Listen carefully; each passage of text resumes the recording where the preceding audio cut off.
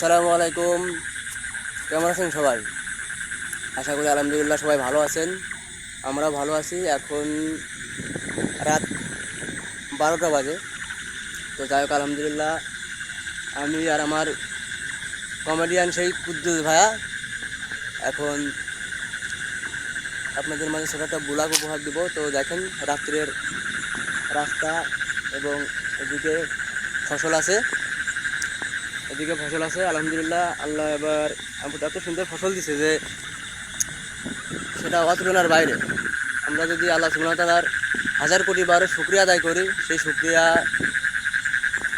নিয়ামত এতটাই দিছে যে নিয়ামতের শুকরিয়া আদায় করে সেই শুকরিয়া কখনো পূরণ করা যাবে না। যাবে ভাইয়া? না না। আর একটা সুন্দর জিনিস দেখাই, দেখেন ওই আকাশ দিকে তাকায় দেখেন কত সুন্দর আকাশ, তার সাথে চাঁদ দিয়ে অনেক সুন্দর লাগছে। আসলে আল্লাহ চাইলে কি না পারে। দেখেন এই রাত, তারপরেও আমাদের মাঝে আল্লাহ এত সুন্দর চাঁদের আলো দিছে, যেটা সুন্দর বাতাস, আল্লাহর নিয়ামতের বাতাসের কোনো তুলনা হয় না। হয় ভাই? না হয় না, আসলে হয় না। তো যাই হোক, আলহামদুলিল্লাহ আমরা রাত্রে একটু সুন্দর পরিবেশে আমরা সুন্দর প্রকৃতির মাঝে সুন্দর নিয়ামত উপভোগ করার জন্য রাত্রে বের হয়ে গেছি।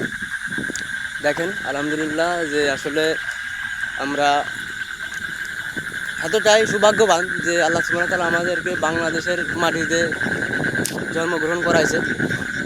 আলহামদুলিল্লাহ এরকম প্রাকৃতিক সৌন্দর্য পৃথিবীর অন্য কোনো দেশে হয়তো আছে, কিন্তু হয়তো এরকম প্রাকৃতিক সৌন্দর্য খুব কম দেশেই আছে, যেটা আসলে না দেখলেই নয়।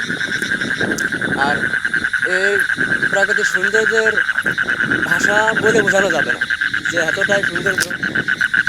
এখন গাছগুলো সবুজে পরিপূর্ণতা রূপ নিয়েছে আলহামদুলিল্লাহ। আর এই যে দেখছেন আমাদের এই রাস্তাঘাট, এত সুন্দর পরিবেশ আসলে অতুলনীয়।